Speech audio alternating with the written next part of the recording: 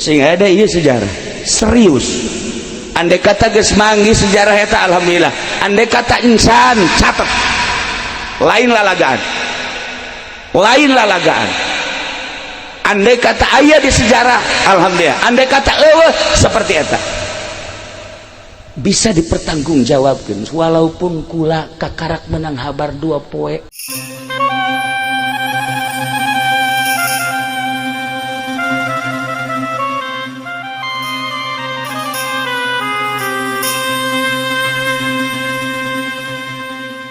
Tahun 1526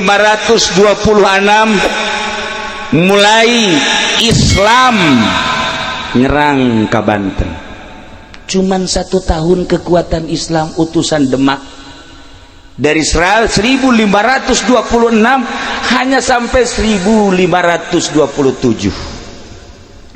Tidinya dikuasai deku Hindu. Tarurunlah Portugis, tarurunlah Denmark, tarurunlah Inggris, turunlah Belanda, turunlah RRC, turunlah Saudi Arabia, ngumpul kabeh di Banten. Nuntung kumpul kabeh di Banten.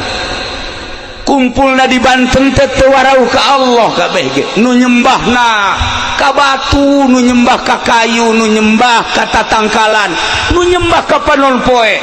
Acak-acakan Banten teh. Masya Allah karim. Tahun 1670 Demak ngutus Sunan Cirebon, Sunan Gunung Jati Syekh Syarif Hidayatullah beserta putrana Syekh Maulana Hasanuddin. Berangkat Syekh Syarif Hidayatullah jeung Syekh Maulana Hasanuddin ti Cirebon ka Banten duaan. Can aya mobil, can aya kendaraan nu sejen. Ti Cirebon berangkat ka Banten cuman 1 jam. Naik naon cenah Kiai? Wallahu a'lam. Beja nama peureum doang aya babacaan la ilaha illallah mal dibacakeun ku si direkam. Engke aing mah teu bisa ibar sia bisa deui. Rugi aing ah. Moal wakalanan ke ka Abah Haji ieu beta bebejana teh. Moal wakal eta mah kudu ojol jeung sapi. Sajam di Cirebon, masyaallah. Kula mah naik mobil, kula naik mobil. Aya aturan naik Avanza rada lambat, naik Innova rada cepet. Kuari mah kebenaran naik Lexus cepet. Tapi naik Lexus ge asal dibarengan bae ku ieu angel. Pembawaanna ieu. Masya Allah, aneh kula ge. Mata kadang-kadang aya di bawah kumaha teu di bawah kumaha. Nu ukuran ditempuhna kudu 5 jam, ieu mah 12 jam. Bawaan berabe iya be orang ieu kuari orang kan memperingati Kangjeng Nabi. Kangjeng Nabi mapan manusia terganteng, terkasep, terpinter. Ingat ke Kangjeng Nabi, kasep Kangjeng Nabi mah. Ingat ke Kangjeng Nabi, ganteng Kangjeng Nabi mah. Ingat ke Kangjeng Nabi, pinter Kangjeng Nabi mah. Ingat ke Kangjeng Nabi, segala-galana di Kangjeng Nabi. Jadi orang memperingati jelema nu ganteng jeung kasep. Kangjeng barang leuleuh ka dieu, iya kari. Atuh teu akur teh angkat. Perasaan ngadenge Kangjeng Nabi na masyaallah. Leuleuh ka dieu hayang utah. Lamun leuleuh beungeutna, tapi lamun leuleuh hatena leuwih kejam. Ya kali. Nah, ieu Syekh Maulana Hasanuddin teh ka dieu duaan ka Banten disebut Banten Girang. Begitu ningali peradaban manusia, kekokohan, kebiadaban anu luar biasa. Kerajaan dikuasai ku 3 raja. Hiji Raja Siwa, 2 Raja Darga, 3 Raja Brahma, aya 4 terkecil Raja Ganesha. Masya Allah buatan lain bantrak-bantrakeun munajat Syarif Hidayatullah jeung Syekh Maulana Hasanuddin kudu kumaha ieu demak dek ngutus bala tentara ulawaka moal menang cek Syekh Syarif Hidayatullah moal menang kajen kukuh ke kula munajat heula munajat Syarif Hidayatullah dalam munajatna titah ngadatangan Gunung Pulasari duaan datang kadinya naik begitu naik ternyata aya kerajaan di Gunung Pulasari aya kerajaan lain lalagaan nu menguasai Banten teh Raja Siwa, Raja Darga, Raja Brahma, Raja Ganesha. Anu kekuatan-kekuatan gaibna tanding saat eta. Dek merangan Raja Brawijaya, dek merangan Raja Pajajaran, dek merangan Sungwana Rajung kabeh ge tanding di dieu teh lain lalagan gagahna pohara. Munajat Syarif Hidayatullah begitu munajat deui kita naik ke Gunung Karang naik duaan ternyata antara Gunung Karang jeung Gunung Pulasari di dinya aya nu keur tapa teh lain cara tapa budak kuari tapa make baju kerajaan di dieu make mahkota ternyata kulila-lilana tapa eta mahkota teh geus dijieun sayang manuk teh geus arendogan di dieu apa ieu ge pernah tapa harita keur hayang wahweh teh ieu teh sesa rada cager deui teh sesa ieu teh termasuk ieu rada cager deui teh rada cager ndah ieu aya pohon beringin jadi nyana akhirnya berlindung di pohon beringin di Golkar. Alhamdulillah ya calon neraka kene lah ya. Masya Allah didinya lah Syekh Syarif Hidayatullah menyapa ka jelema nu keur tapa begitu disapa ditanya bentak begitu bentak adu kekuatan mata begitu adu kekuatan mata hudang make adu kekuatan batin ternyata teu sakedeung sapoe 2 poe 3 poe 4 poe 5 poe 6 poe 7 poe kakarak tumbang eta nu tapa ternyata nu tapa ngaranna Brata Guru Sampang Brata Guru Sampang eleh ku Syekh Syarif Hidayatullah tidinya langsung asup Islam begitu baca 2 kalimat syahadat beres baca 2 kalimat syahadat cik Brata Guru simkuring alhamdulillah menang hidayah ngan simkuring moal ilu campur tentang Gunung Karang Gunung Pulasari jeung Banten simkuring mah erek indit ti dieu ngahiyang tah didinya Syekh Syarif Hidayatullah nitah cicing ka putrana nu ngaran Syekh Maulana Hasanuddin maneh tapa tah di dieu di batu ieu ngaranna Watu Gigilang hartina Watu Gigilang teh batu anu hareran warna batuna semu rada kemerah-merahan segi opat batuna dengan disebut cek urang Banten mah pancawarna mun hayang nyaho ieu batuna teh lainna dimiko ieu asal ka Banten dipake ieu batu ieu mah asal teu ka Banten henteu ulah sambarangan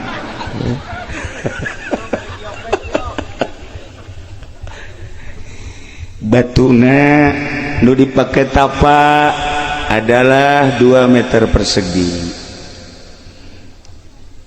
Syekh Maulana Hasanuddin tapa di dinya sapoe 2 poe 3 poe teu kacaritakeun sababaraha poena ngan sakieu doang amatna Syekh Syarif Hidayatullah anjeun tapak di dieu hiji datang ka ulah aya nu di aku satungtung maneh aya keneh nu di aku maneh moal bisa ngalehkeun raja-raja Banten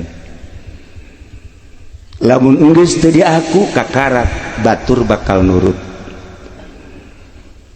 aya cai ulah di aku aya angin ulah di aku aya batu ulah di aku aya cacaang ulah di aku andai kata aya reungit nempel ulah dikukubahakeun lantaran eta reungit ulah di aku aya nu boga cai aya nu boga angin aya nu boga reungit aya nu boga orai aya nu boga hewan-hewan kabeh nu aya di dunia ieu terutama nu ngageugeuh di Gunung Karang aya nu boga ketika maneh geus teu ngaku kana sagala rupa nu aya di alam dunia ieu kabeh bisa dipergunakeun jang perang maneh tapat teh sakitu bae teh sok cirina di mana-mana ieu batu geus bisa ngangkat berarti maneh geus lulus lain-lain mantrak-mantrageun tam-tapa dek perang teh tapa heula kuari mah dek demo dahar mah lulu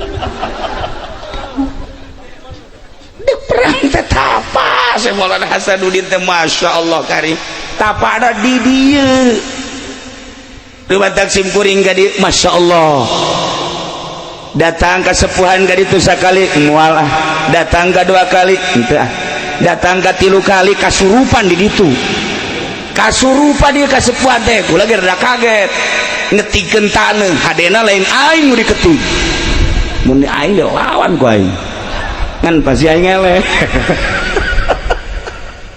kakarak rada mikir can diterima ka 4 kali aya karuhun di dieu sumping nah iyalah salah satu realisasi tina 5 kali ngundang ka ditu mun teu hadir moal ka dieu singkuring alhamdulillah dina sacenah sakieu nu hadir sok aya nyaho ulah sok aya nyaho pokona ente mah ngaraji bae pokona mah geus beres ngaji menang 5 10 tahun kawin geus geus beres anakan bae dihitung 12 bae anak nah itulah Syekh Syarif Hidayatullah begitu Syekh Syarif Hidayatullah terus tapa didinya teh Masya Allah nu datang teh berata guru sampang deui nu geus asup Islam saenggeusna dipapatkeun kakarak batu bisa ngangkat tiba-tiba Syekh Syarif Hidayatullah datang maneh lulus cung geura ka Banten girang bawa batu ieu teh ulah dikamamanakeun kekuatan Banten teh aya dina batu lain batu boga kekuatan tingali Kangjeng Nabi Musa boga tongkat tingali Kangjeng Nabi Sulaiman boga cincin jeung nabi-nabi nu lainna ieu ge batu jang kekuatan Banten sing hade ieu ngaranna watu gigilang teuneun di Banten selama batu ieu aya Banten jaya ketika batu ieu teu aya Banten bakal runtuh saha bae nu endek siap jadi sultan Banten ketika batu eta encan aya deui di Banten moal dianggap ku jelema saha bae ge titip Syekh Syarif Hidayatullah seperti eta Masya Allah dibawa batu 4 meter persegi cuman dijingjing doang ku Syekh Maulana Hasanuddin dijingjing ieu mah mawa cai bae geus kieu bah geus eueuh naonan ieu mah nu mantak hampir diusir ku pamajikanna ge caknya geus teu berguna ieu hirup la faidata wa faedah itu faedah hirup Masya Allah dijingjing dibawa ke Banten maka ayalah paseban Banten anu tihangna opat ditendenlah batu didinya etalah Syekh Maulana Hasanuddin selalu diuk didinya selama batu eta aya perang jeung sahabat bakal menang mulai Syekh Maulana Hasanuddin berangkat perang dikirim bala tentara ti Demak saeutik ngalawan Hindu nu aya di dieu anu dibantu ku Portugis jeung Inggris anu kekuatan militerna luar biasa. Syekh Maulana Asaduddin Sugan Gimbir teh aya begitu perang 10 lipat kekuatan kafir. Syekh Maulana Hasanuddin dengan tenang lantaran boga wangsit nu hese ge hiji trah kadua wangsit lah ulah sok nya usah nanyakeun wangsit segala naon kumaha lah ku batur-batur mah geus nyaho isian can kumaha sih dibawa ongko.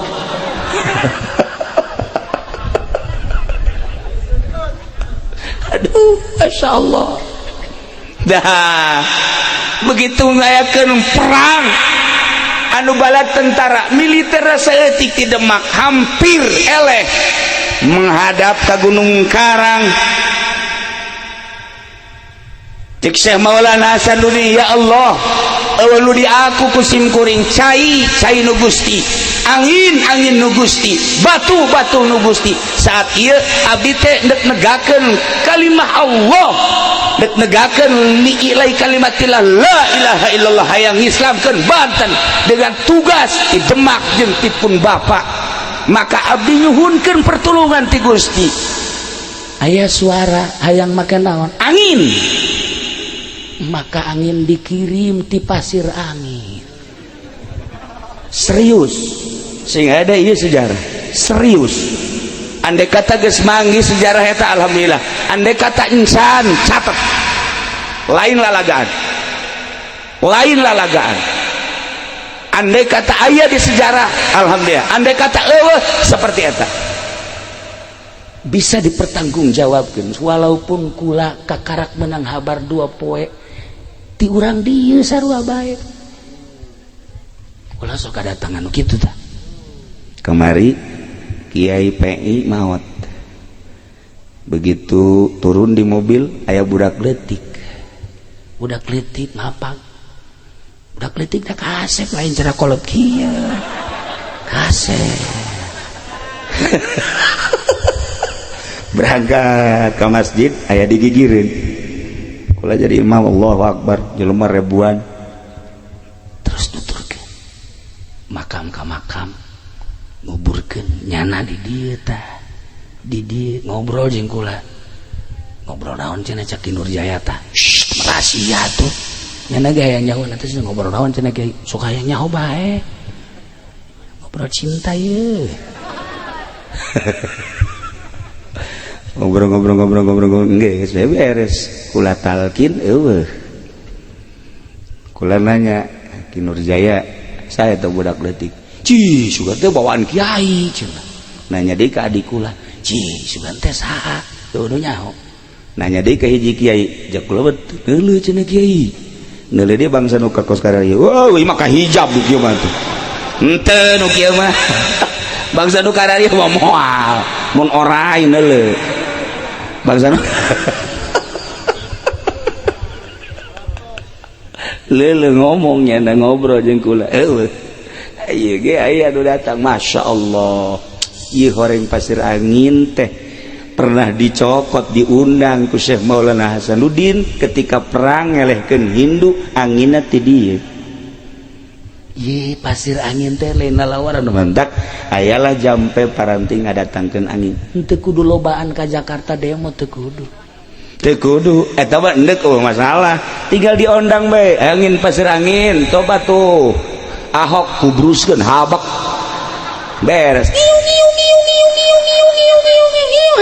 Hayus ya. Asal geus datang angin pasir angin Masya Allah. Lain lalawar dia aya liangna ngan liangna teu kadeuleu. Nu kadeuleu liang anak we di dieu mah. Liang eta teu kadeuleu liang angin eta mah. Tapi insyaallah urang-urang dieu paham aya nu paham. Nah, 2 kekuatan hiji cai ialah Cibanten ngaranna. Cibanten teh huluna di Gunung Karang. turun di Gunung Karang pecah dua, nu hiji ke arah barat sekitar 35 km ke laut, jadilah dermaga internasional. Nu hiji ke Karang Atu, nah iyalah jadilah dermaga nasional. Dua kekuatan, maka di Banten ulah coba-coba Gunung Karang. Pusatnya adalah Gunung Karang. 1 juta kali garaga orang Banten ternyaba ke Gunung Karang mual aya kekuatan. Gunung Karang titisan ti baheula. Dongeng almarhum Abah kula waktu masantren di Sekong. Hayangnya bakal guru gas umur 7. Berangkatlah tiluan. Nu hiji ngaranna Wes Kurni orang Tangerang kabeh. Nu hiji di Samsudin berangkat di ditu. Nu dua sombong. Sebab puasa bae nu duaan mah sia Madam Yati neuk naik ke Gunung Karang teu puasa mopo sia kajen ku kumaha ge ye aing ge hijib nasor geus dikelek hijib naon deui si dieu hijib saepi mah komo anginna ge geus ambalaya ye tuturkeun aing ke asal naik ke Gunung Karang sia tuturkeun deuleukeun aing mah naik angin jakna begitu datang wallahu alam ka mana maropo kabeh teu kuat nu dua mah alah cenah dameti aing mah teu kuat cenah ieu aing mah moal bisa terus ka ditu geus teu kuat kumaha sih nyaritakeun teu kuat hese nyaritakeun teu kuat teh hese okos aya lalaki hayang kanu geulis teu kuat aya beungeut perang hayang kanu geulis aduh teu kuat teu nyambung. Tapi ulah leutik ka ate lalaki mah pembeli itu gelis kajen teh gelis beungar iya ini roae itu pasang ye mujizat Gusti Allah masyaallah qala Yusuf li abihi ya ngaji memang ngaji amil eta heula nah lah urang dieu mah geus leuwih nyaho bae pokona urang kulon mah bangsa perpeletan mah atuh perpeletan mah ilaku mah teu ieu tapi almarhum Abah kula Masya Allah ketika tawadu di harapan Gusti ya Allah ya Rabbi abdi mah ngarasa puasa tilok dahar beki wiridan tilok tapi abdi hayang kapatilasan Syekh Maulana Mansur di luhur abdi teh hayang datang ka tiba-tiba kunaon aya rumawa wallahu alam sabaraha menit datang ka luhur teh sorangan ai batur aing eueuh sakieu ieu aing sorangan cai loba sieun ku sebab lo sorangan bae di luhur nah di jamaah tu mandi dan lain sebagainya turunnya jalan mana ya cekna sebab tadi beureum datang ke luhur tapi tidinya dengan penuh ketawaduan deui tiba-tiba dibawa deui datang deui ka babaturan keur ngagaloler bae kieu Masya Allah rahasia Gunung Karang namun dibawa takabur bahaya sebab lain baheula bae kuari emang eueuh ieu anu keur tapa aya nu keur tapa di Gunung Karang kuari urang Jawa Timur kabeh urang Jawa Tengah jeung Jawa Barat termasuk Banten eueuh nu keur tapa kuari di Gunung Karang urang Jawa Timur nu geus turun 5 poe ka tukang urang Jawa Timur kene tapa di Gunung Santri, di Gunung Karang, di Banten balik kita mampir ka imah mau dicaritakeun ka ditu nama ngan urang Jawa Timur kuari aya kene urang Jawa Timur ieu teh geus dieusian kudu tapati baheula datang ka kuari nah panjang urang mun nyaritakeun Gunung Karang mantak hadiahna ge teu barang sambarangan ulah ge tadi rada ngageter tita hadiah padahal urang dieu bae tapi kukula dihadiahan lalauna teu meunang kadenge ku batur oh geus hadiah berata guru teh aya bae nah iyalah Banten Masya Allah cai bisa digunakan jang perang di dieu mah ulah sambarangan angin bisa digunakan jang perang ngan nu hese de kunci nu hese ge teh ngadatangkeun angin kumaha lamun salah ngadatangkeun angin lain bisa pakai ke perang nyanana kena tsunami ieu pernah yang ngundang angin pernah ngajeledag pernah dibawa ke Grogol saya pikirnya itulah para jamaah muslimin wal muslimat rahimakumullah. Ieu Banten mengenai tentang Gunung Karang jeung Gunung Pulasari. Ieu batu anu aya di Banten tersebut dipindahkeun ka Surakarta. Surakarta Jaya dipindahkeun deui ka Banten. Ketika Banten ngangaranan angin di ngaranan lah angin teh ku ngaranna opat. Pangeran Kidul, Pangeran Kaler, Pangeran Kulon, Pangeran Wetan, dipakailah ngarat salah satu opat incu daripada Syekh Maulana Hasanuddin. Eta teh julukan ngaran angin. Angin Kidul, angin Wetan, angin Kulon, angin Kaler. Nah, lamun endek coba-coba ngundang angin tersebut, apa ti Kaler, apa ti Kidul, apa ti Kulon, aya bahasa tertentu. Aya keneh karuhun urang di dieu insyaallah. Anu lamun huru hara gede bakal tarurun ti Gunung Karang. Mudah-mudahan karuhun urang masih keneh ningalikeun urang. Mudah-mudahan karuhun urang masih deudeuh jeung nya. Neuleuh ambalaya anak incuna beuh ieu geus teu puguh arah. Mana nu bener mana nu salah geus teu puguh arah. Carita partai dikemas siga bener padahal jerona ambalaya. Carita organisasi siga bener dikemasna luar biasa bagus, ternyata jerona bok-brok. Pondok pesantren kadeleuna bagus dikemas berbagai ngaran pondok pesantren, ternyata jerona masya Allah selama hubud dunia moal beres, karuhun bakal ngutuk. Gila Gunung Karang. Para jamaah kaum muslimin wal muslimat rahimakumullah, saat ieu batu nu pernah dibawa di ka Banten aya salah sahiji incu Banten anu nakal, maka batu tersebut teh moal dibejakeun ngaran anu mawa batu tersebut, kemudian didagorkeun kana sirahna semplek jadi batu gigilang. Eta semplek juruna saeutik urut ngahajar salah satu incu Syekh Maulana Hasanuddin. Aya dipindah-pindah kuari eueuh di Banten. Urang tinggal nungguan batu eta sebab kejayaan Banten tetap terletak tandana di batu eta. Lamun encan aya sahabae nu endek muncul jadi sultan, jadi raja moal bisa. Sebab nu bakal jadi raja di Banten mah tetep tiba heula nage raja wali, wali raja, raja wali, wali raja. Kudu make koma ulah raja wali. Raja wali batu sia tah mah. RCTI tah mah. Raja wali, wali raja. Selain wali moal bisa Banten. Lamun dicaritakeun tentang bakal karamean Banten dijajah deui ku RRC sebab asli nage Hindu, bakal terjadi. Inggris bakal asup deui ka Banten, bakal. Belanda bakal asup deui, bakal. Cuman tetep nu bakal numpas Arab-Arab kene. Percaturan tentang Banten seperti eta selama batu encan muncul deui tetep Banten moal boga kekuatan. Kitulah sejarah ala kadar. Urang kuari sabodo tamah tentang eta. Ieu mah supaya nyaho bae heulana. Masih panjang lalakona.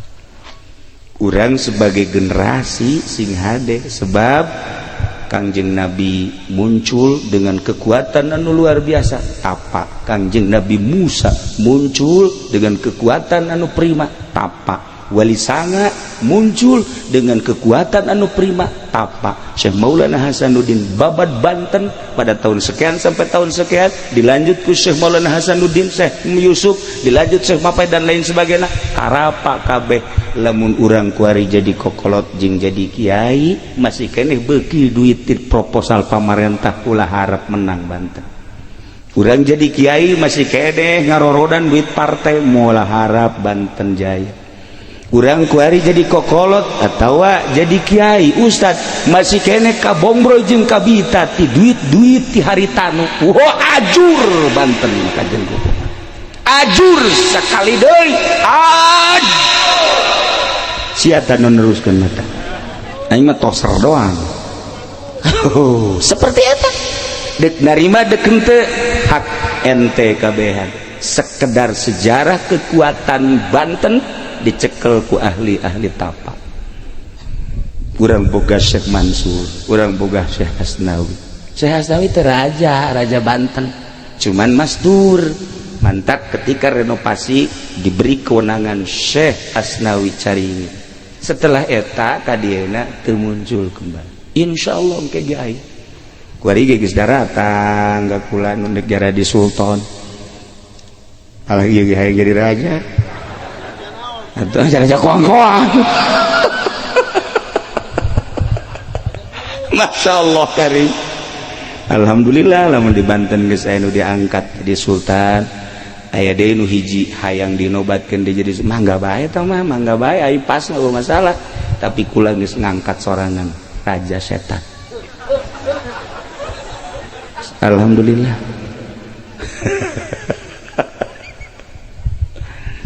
Kanjeng Nabi diutus ke alam dunia teh sakumaha tadi? Inna arsalnaka syahidan wa mubasyiran wa nadhiran wa da'iyan ila Allah wa sirajan bi idnihi wa sirajan munira. Ilain lalakon bantrak-bantrakeun hiji syahidan nyaksian Kanjeng Nabi. Nyaksian teh Kanjeng Nabi mah lain nu sababad, lain anu sazaman, tapi nyaksian teh katukang. Nyaksian ka kaum Kanjeng Nabi Isa, nyaksian ka Kanjeng Nabi Musa, nyaksian sampaikan ke Kanjeng Nabi Adam, masih siap Kanjeng Nabi syahidan jadi saksi. Padahal teu kazamanan. Di mana Al-Qur'an ngajelaskeun dengan mukjizat Al-Qur'an Kanjeng Nabi bisa syahidan. Nomor kedua wa mubasyiran. Mubasyiran teh Kanjeng Nabi mawa berita sorga. Sorga teh batana ge lain meunang nyen ti Cisoka lain. Lain dikirim ti Pandegelang lain. Oh, batana ge tidak inten permata. Anu inten mah sagede korek api, sagede korek api miliaran. Cincin ieu bae ye, cincin ieu ye. Dibikeun ge anu daek. Nah, iyalah sorga. Sorga teh lamun kuari dibocorkeun sagede jarum, sagede jarum, bocor sagede jarum. Ieu sinarna sinar panon poe bulan bintang surem kabeh. Surem kabeh. Ieu sorga. Bidadarina lamun nyiduh bidadari ka laut, laut amis kabeh. Lamun sigir bidadari ditololkeun seetik bae ka dieu teu kudu make listrik. Saangna pohar nu neuk numpakanna sagede kieu. Terido aing mah. Terido mun di sorga nya nah haju kos kieu ye kos kieu di sorga aja numpakan bidadari protes aing. Hai malaikat Ridwan kaluarkeun ieu. Emang gua terido aing mah panjang potongan ku ieu naekan bidadari. Da aing mah protes. Protes tetep baik lamun banget kos kieu atuh boro-boro di sorga kuari ge urang sebel atuh kan meureun lain ka sorga teh mah nya ge diganti beungeutna lain nu ieu beungeut teh naon atuh kos kitu sorga ganti casing nya ganti aduh casing nu ieu mah masyaallah. Nah iyalah wa mubasyiran bunga Kanjeng Nabi teh rahmatan lil alamin. Urang nyaritakeun panjang ka ditu ieu sebagai rahmat bae ye lamun hayang nyaho rahmat Kanjeng kaistimewaanana dicontohan ku ulama. Aya hiji ibu ngandung anak, begitu ngandung sampailah 8 bulan. Ketika ngandung naga diatur dahareunna naga dek dahar nu ladap ulah besi kaganggu anak kunya rahmat dek dahar es ulah besi anak ngamuk di jero rahmat deudeuh indung kanu jadi anak pohar Nek gadahar naon bae ge nu diperhitungkeun anak nu di jero, masyaallah karim. Ieu rahmat. Menang 8 bulan borosot lahir ka dunia.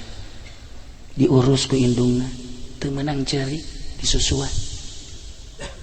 Susu kurang cai, usahanya ngadahar sayur mayur. Dipencetan supaya kalaluan geus buku bapa nama atuh. Geus teu kudu dicaritakeun tah mah. Eta amunisi. Terus disusuan gede. Masya Allah keluar saya ti kade kanu ngasuh ge si ade lalaunan ku dedeh jeung nyaah indung gede-gede disakolakeun ngaji kebeneran anakna teh awewe sakolakeun balik neng kade nya balik sakola kudu gegeraan balik mama melang ka neng bisi anu ngaganggu bisi anu aduh macem-macem mak lamun neng can datang ka imah mama masyaallah teu ngeunah dahar teu ngeunah nginung kade neng si neng ngasih anakna badung emak tidak tahu diri gede kelas genep HP geus boga mulai kelas genep geus SMS-an indungna kan neng ulah osok main HP eta mah aduh pagawean dajal tah bagus itu mah naon dajal mah dada jeung bujal si emak ulah geus dinasehatan anak beuki mangga SMP Badung kita ngaji henteu kita balik henteu sakadaekna bae emakna terus bae nganasehatan sing adeneng anakna kancola begitu datang ke SMA anak teu bisa diatur ganeng cerewet boga emak nyaho ala modern meunana kuari mah geus aya di planet mana emak ortodok hatena geus pohara jasa ka indungna guys mal kebal deui racun ku aya bener diracun emak diracun ngan diracuna lalaunan ke batu ke benge racun menang 2 poe racun deui mana geus oho-ohoan batu bae kenapa sia cek anakna aing bebas hirup hayang bebas hirup lantaran batuk ngehkeh baik otomatis kan ke dokter begitu ke dokter periksa ku dokter hasil visum dokter ternyata terjangkit racun mak cek dokter ibu mah ini kena racun itu siapa yang racun coba panggil anaknya tanya begitu tanya dengan kelihayan pertanyaan polisi nunanya ternyata ngaku bahwa si neng nu ngaracun Masya Allah cek polisi ibu karena ini anak telah meracun ibu dan meracunnya adalah terencana maka sama dengan akan membunuh ibu dengan direncana tidak ada lagi kecuali harus dibunuh kumaha ibu kudu dibunuh apa ente terserah teh geus jahat-jahat teh cuman pelaturan harus tanda tangan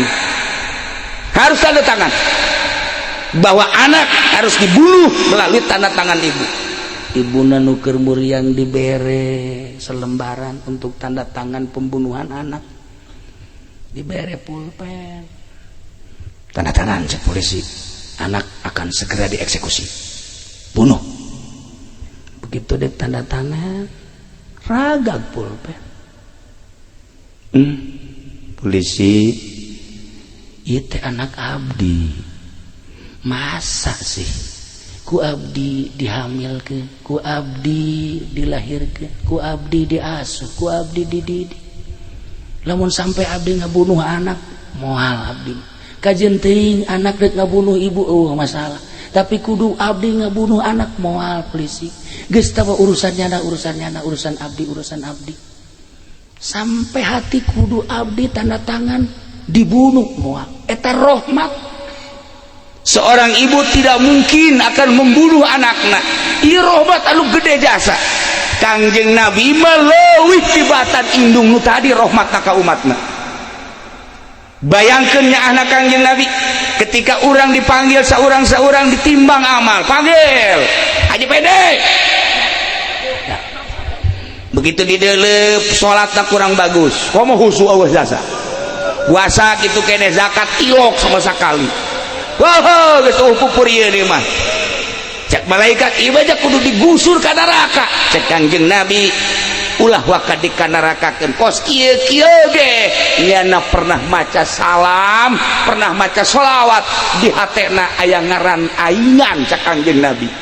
Geus ulah dideuleuh Haji Pendina emang nyana mah suluh neraka. Tapi nu dideuleuh Muhammadna ku deudeuh jeung nyaahna Kangjeng Nabi. Lamun cacak-cacak Kangjeng Nabi polisi mah kuabeh ka neraka. Ka neraka atuh disebeleun masyarakatnya polisi mah. Atuh mana polisi pigeunah-heunana coba geura-geura. Urang teh motor tangkap ku polisi. Eueuh SIM tilang. Mantak naon sih jawau, Pak? Sekali-sekali nanti harus hati-hati ya. Suratnya bawa, SIM-nya bawa. Udah dah, sekarang mah karena saya kenal dengan Bapak, udah saya ampunin. Ayo nu polisi kos gitu. Di mana aya polisi kos gitu? Polisi kos gitu mah disembah wae. Banyak nama ka adina ge nangkep we ka adi. Adi ditangkep, bapana ge ditangkep we bego jasa. Tapi di akhirat tetep ka surga polisi ge. Lamun osok maca sholawat. Polisi begitu diseret ku balikat Malik dibawa ke mana eta? Iya polisi kayaknya polisi ubat anjeun coba bareng di dalam waduh Tito ya nah tapi wala-wala diseret sebab aya baca sholawatan cek Kangjeng Nabi hargai kaula leuwihnya akibatan indungkan menjadi anak Kangjeng Nabi mah leuwihnya ulah waka dikanarakakeun ulah geus hargai ieu hampir ke surga kabeh urang merahmatan lil alam. Masya Allah komo urang atuh polisi lain abri lain sugih henteu ya ke surga lah jangan lolobana ka neraka manu sugih nu ka zakat cara si eta atuh polisi anu kejem henteu aya nu teu kejem mah abri anu kejem aya gorege abri teh ya abri teh baheula kieu mah lulu bang kuari barang ngaji ka Cilongok sadarnya alhamdulillah. Iya insaf ya sesosoknya lain lalagaan tuh bahwa mau cek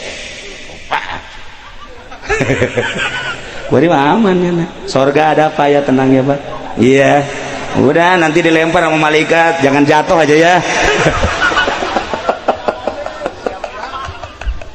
ya Karim nah iya urang teh akan diuk di dieu teh harapanana hayang menang rahmat Kangjeng Nabi Muhammad sallallahu alaihi wasallam ngandelkeun salat urang pimanaeun ngandelkeun puasa urang pimanaeun ngandelkeun zakat urang pimanaeun haji urang pimanaeun salat ka salat tapi kan kaayaan salat urang kos kieu paingan Kangjeng Nabi ngasupkeun manusia ngasupkeun umat ka surga lain ku amal tapi ku rahmatna ku fadlna masyaallah manta kurang kumpulna di dieu mudah-mudahan urang kasorot ku rahmat Kangjeng Nabi Muhammad sallallahu alaihi wasallam. Kangjeng Nabi emang maot atuh henteu boro-boro kangjeng para aulia Allah gitu maraot emang ieu hadir di dia emang jelema kabeh atuh lain maksudnya jelema nu hirup atuh nu gaib ya atuh araraya hirup tan dada deui ngarembang